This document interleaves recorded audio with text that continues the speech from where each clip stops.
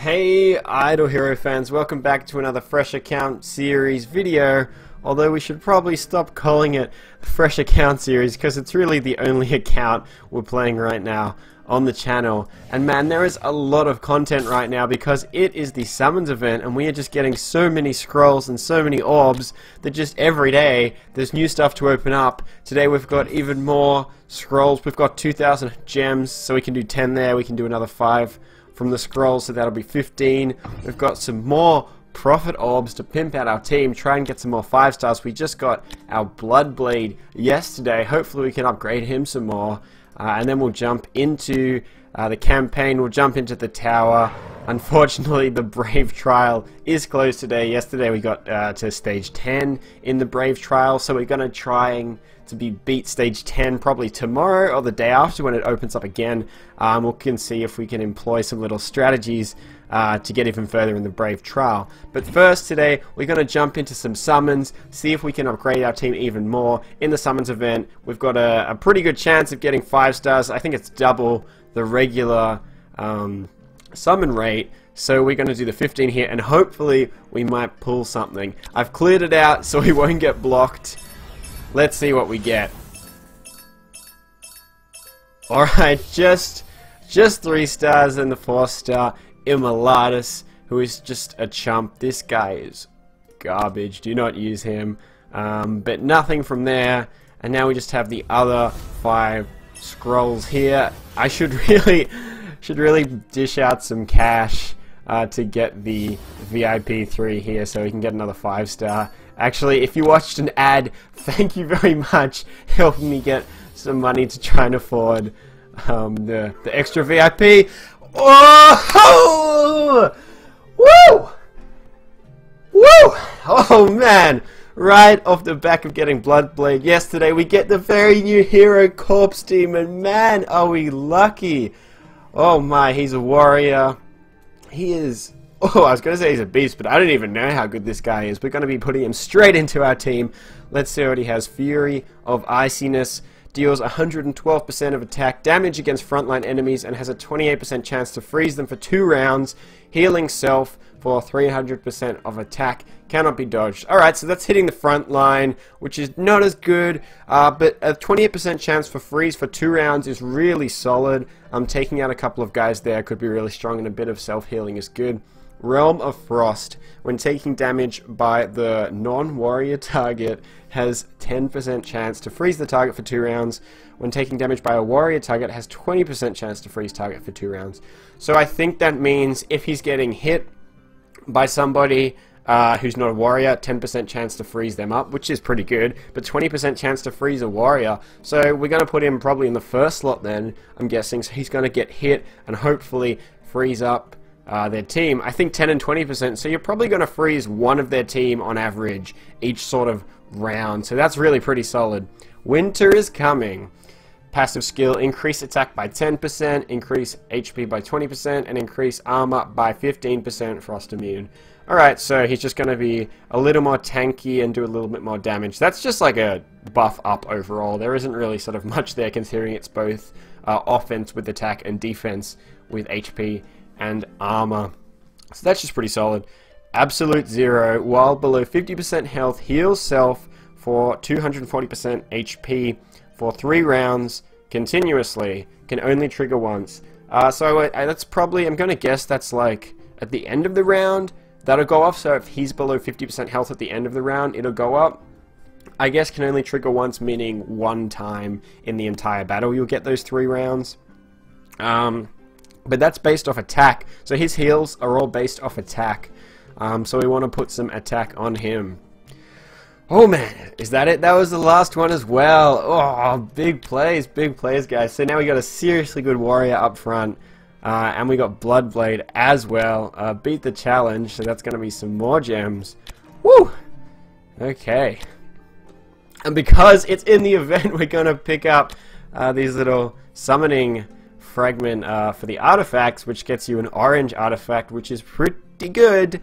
We're just going to need 1 more, like 25 more of those to get an orange artifact.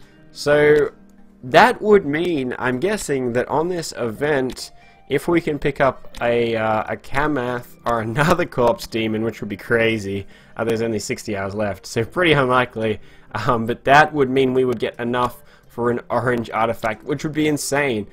So because of that, we're going to jump into the profit tree. No more orbs there. And we have 4 here, plus some little twigs. And we're going to double down on the Skull Gate. Normally we wouldn't go Skull Gate, because the Skull Gate I don't think is the best. Actually, within 2 new heroes, though, it might be better. But I think the Fortress faction is probably the best gate in general. From experience, it's got like Ice Blink and Flame Strike and Sigmund and just a bunch of really good guys, Ormus. So the Fortress Gate is good, but we're going to stick to the Skull Gate to try and get another Kamath or Corpsedemon and get that orange artifact. Alright, so starting off, we're just going to get a 4-star Death Swan, but we get the trade. Little Twiggy boys up top there, which is pretty sweet. And not much there. Alright, we got the 5-star shards. Let's see if we have enough to pick up another 5-star from those shards. And finally, we are going to get a 4-star Bone Carver. So not much there, but we do have, we're up to 180 little Twiggies, so we can replace somebody. And I'm thinking we're going to replace Honor Guard at this point, because there's a lot of good stuff we can pull from the Fortress faction, and we don't really need him. We've got now Corpsedemon up front, Dragon Slayer as well as like a second tank if you need him. So Honor Guard doesn't really serve a purpose, except I guess bringing a bit of CC, which can be handy when you're trying to sort of keep doing those fights over and over and over to try and get that lucky CC. But we're not going to be really trying that. I think it's just not worth investing in. So let's see if we can pick up a good Fortress hero. We're looking for like Sigmund, Ice Blink, Ormus, Flame Strike, anything I listed before. So we're going to get Emily. Alright, I think Emily's pretty good. I think Emily's definitely good enough to make the team. I think she's probably top 5-6 heroes from Fortress. And she's a priest, which is nice.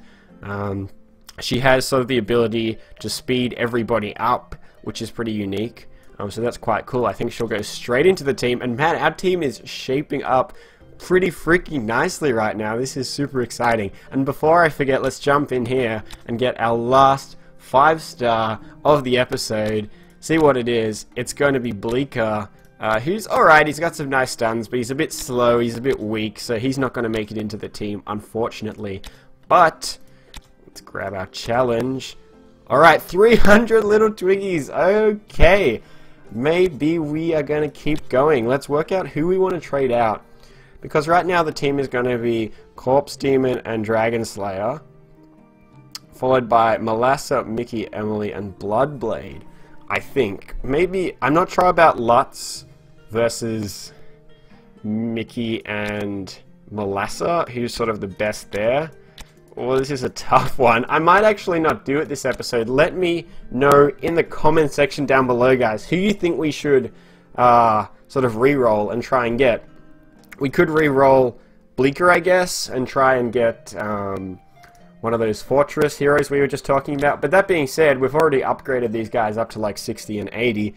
So if we're going to drop one of them from the team anyway, we might as well sort of keep their level up. And that would be sweet. But in the meantime, let's bump up our Corpsedemon and see how he goes. Alright, so we've got 630 promotion stones, I think they're called. Little purple guys, which will get us to 60 probably. It'll get us to 60. We'll put him in the team, so we need another 120. Who's even going out? Who's leaving the team? Oh, so 1, 2, 3, 4, 5, 6. So Lutz is out, so Lutz, you can undress. And we're going to pop it on Corpse Boy over here. Now, before the episode, I actually went through and readjusted everyone's items so the sets are working out properly, because I think I kind of neglected items occasionally a few times on the team, so we would be jumping into the fights with no armor on, which was pretty tragic. Alright, so there's a bit of a reshift here, so let's see, we're going to, I reckon we'll put Corpsedemon up front and see how he goes. See if he can get any freezes off. So let's just keep track of them hitting him, and if they get frozen. Alright, so nothing on that round. He's getting shredded, but there we go. He gets a few freezes off. He's got 2 of their guys frozen right now, which is pretty solid. And we were previously stuck on this level in the campaign, so let's see if this new team can sort of do better than the previous team. They've already got our front line down, but so have we. They've got the fails healing them up. Whoa, it looks like we might just pull through here in round 10. So not too bad. Let's see who was carrying the team. That level 60 Bloodblade is just crushing. Corpsedemon did shit all. So not a great start for our newcomer there. But overall, it's looking pretty solid. Mickey not really doing anything either. But it's hard to judge them at such a low level. Alright, oh, okay, so we need to upgrade this little team here. Let's get rid of all these level 3s. This is a weird one, how they still have this in the game. It's like, your auto formation squad must be this much power. It's like, what? As if that has ever stopped anyone from progressing. I don't even know why it's still in the team. Alright, no more profit orbs yet, so that we're going to wait a minute on that. And while we wait, let's jump into the tower and see if we can get past that level that we were stuck on previously with this team. Not sure if Corpsedemon should be at the front at level 60. He's just getting crushed. That potential for a freeze is just really nice. Let's see if we can get it off here. We haven't got any yet, but just taking out someone for 2 rounds. Alright, not going to happen at all. Oh, this is pretty brutal with the 2 Thales. Like, Thale isn't exactly the craziest hero, but can really just heal through a lot of the damage, which sucks. And this is going to be close, but we're probably not going to make it. So we didn't get any stuns off that time, so I reckon we can give it another shot. This looks like the kind of thing that we might actually be able to pull through and take them out if we get some lucky stuns off. Every time they hit Corpsedemon, it's like a chance to freeze them. So there's a freeze on Dragon Slayer and a freeze on the Windwalker at the back. So they're out for 2 rounds, which is going to be massive. There's another guy. So this is like, it's crazy. Corpsedemon is dying so fast, but he's just freezing them up, locking them up for 2 whole rounds, which is crazy good. And because of that, pretty much purely because of those freezes, we're going to take it out that time compared to the previous round where we just couldn't do it. So I'm pretty excited about this Corpsedemon guy. He's also he looks pretty freaking badass. He's just like a way cooler ice troll, as I said in the previous videos. But having him up the front, and when we can upgrade him even more... Oh, he's not going to survive there. When we can upgrade him even more, it's going to be pretty sick. I really think... Although I want to upgrade Bloodblade, because Bloodblade is just crushing guys. Like, let's see the damage here. Alright, that's not a great example. I was like, look at his crushing everyone else's damage, and then he's just not. But for a level 60, he's doing pretty well. He has worse items than, like, the Molasser in there, and the Dragon Slayer. So he's doing pretty good for a level 60. Alright, we've got... I like this freeze animation. This honor guard is like, I'ma get you! And he just gets frozen. Pew pew pew. Alright, this level seems pretty garbage. These guys can't even take out a level 60 Corpsedemon. That's pretty tragic. And we're going to clean that up. So we're getting a lot of promotion stones. I wonder how far we are from leveling him up again. So that's actually going to do it.